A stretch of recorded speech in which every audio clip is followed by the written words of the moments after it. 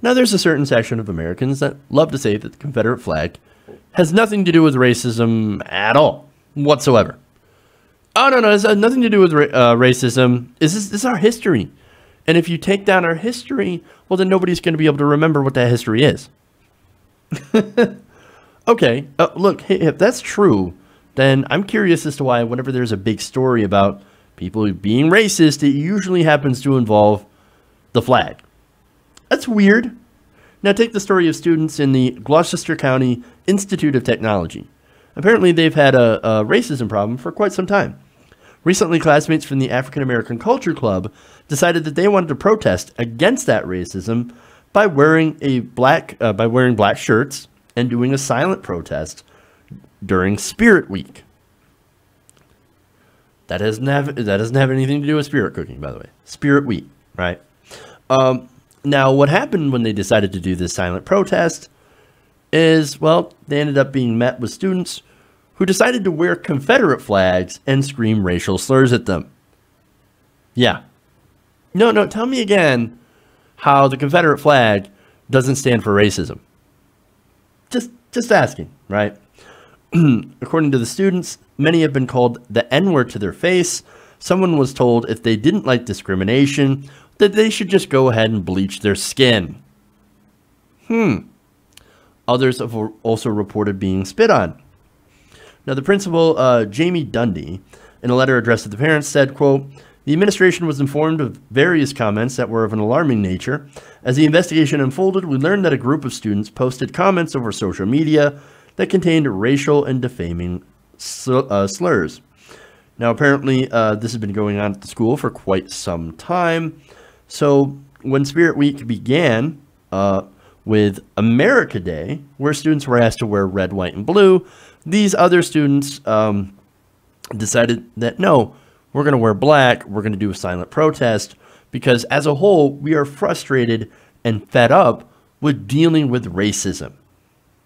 A statement from the African American Culture Club said that we, the students, came together and made the decision of wearing black to silently protest what is happening, to demand equality and fairness as an American, and to unite together as one.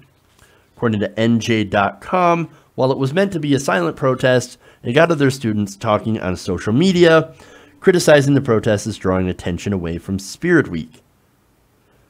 Now, of course, that silent protest, like, these people think that the silent protest is getting in the way of their Spirit Week. If you think that way, shut the fuck up. That's ridiculous. Speaking of social media, let me show you what they had actually put on social media. Let's take a look. To those, oh my God, the spelling is atrocious. To those who own Confederate flag clothing or flags, please wear them to school tomorrow. We're supporting the South. This is not a racial profiling. They were black for Black Lives Matter. We have the right for Confederate flags. Like I said, when we unite, it's a problem.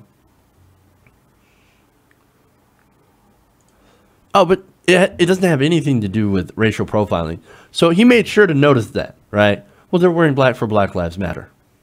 Now, obviously, we need to wear Confederate lives for the fact that we don't like Black Lives Matter or Black Lives. But look, this is what happens, okay? Now, take Colin Kaepernick, right? He silently protests, and he gets all of this hateful criticism. Now, the students also silently protest, and again, we see sort of the same thing. Why can't you guys just be quiet and not protest? And if you do protest, then we're going to counter-protest with hateful imagery and calling you N-words. But we're not racist. We're not racist, though. It's amazing to me. Now, in the face of these comments, the students in the AACC gathered screenshots of other users' social media posts, as I showed you before, criticizing the protests, along with the reports of racist comments made in the school in response. Some defended wearing the Confederate flag, saying, he was just supporting the South. Oh, you're supporting the South, and the others told a student to, quote, go learn their history. But wait a minute. Okay, so if you actually knew the history, You would know that back in the during the civil rights era, 1950s and 60s, white supremacists brought this back as their symbol to intimidate people who are African American. So they go back and they take this battle flag and they say, this is a perfect opportunity, this is a perfect symbol for us to try and intimidate minorities who are just trying to fight for their own civil rights. So if you actually knew the history, you would actually know that what it does stand for now. Unless, of course, you want to ignore the recent history and what it was brought back as, and for the reason that it was brought back. And the other one is, oh, we're supporting the South. No, there are other better ways of supporting the South. And besides, why? What's the point? Why would you decide to why would you have the need to support the South in response to African Americans saying, hey, we're tired of you being racist to us? Weird. Super weird. Just saying. But it gets worse.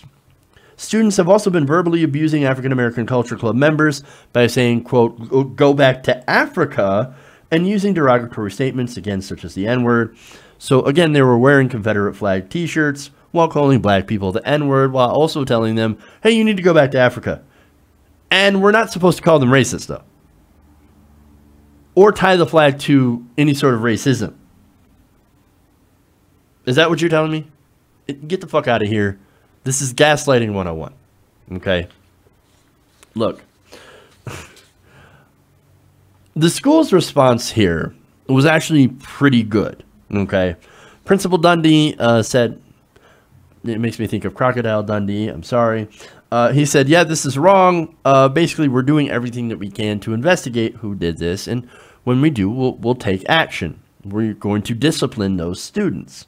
Now, the group decided to meet with the NAACP as well, and that during the meeting, school officials also made a commitment to racial equality and hopes that students who wore the Confederate flag can grow to understand why it may upset their black classmates. Later on, the AACC also met with students who wore that flag in order to, quote, exchange perspectives. Now, what's interesting about that is that what they're trying to do is reach out and say, okay, dog, why do you hate me? Like, why are you after me? Why are you saying these terrible things? Why are you wearing that flag that is obviously very uncomfortable, to see for us? It reminds us of a terrible history, and it was used to combat civil rights. And why would you wear that and then shout these things at us? And then, of course, go back to proclaim that, oh, don't worry, we're not racist. We're not. It's not about racism whatsoever. It seems that it is definitely about racism. But look, here's the thing, right? So they're meeting with these people, and I actually think it's a great idea. Look, people who become racist usually grow up in an environment where racism is either tolerated or is actively in the household. I mean, look, the thing about racism is that it's not inherent. It's actually a learned behavior. As people grow up around people who have racist attitudes. They don't grow up around people who are different, and they don't understand that what they're doing actually hurts other people. So on this, I don't want to be soft on these kids. I also don't want to be too hard on them, because when you think about it, if you can convince people of your perspective, of your side, there's a lot of people that can still learn and change their ways. They can become better people if they actually develop some empathy. And a lot of that comes with understanding and actually building relationships with people who are different. Since they're younger, I think I give them a bit more leeway because they do have the ability to actually learn about this stuff. Hey everybody, thanks for watching this video. If you want to see more like this, please hit the subscribe button below. And if you want to support truly independent progressive media, please consider becoming a patron at patreon.com/TYTNation.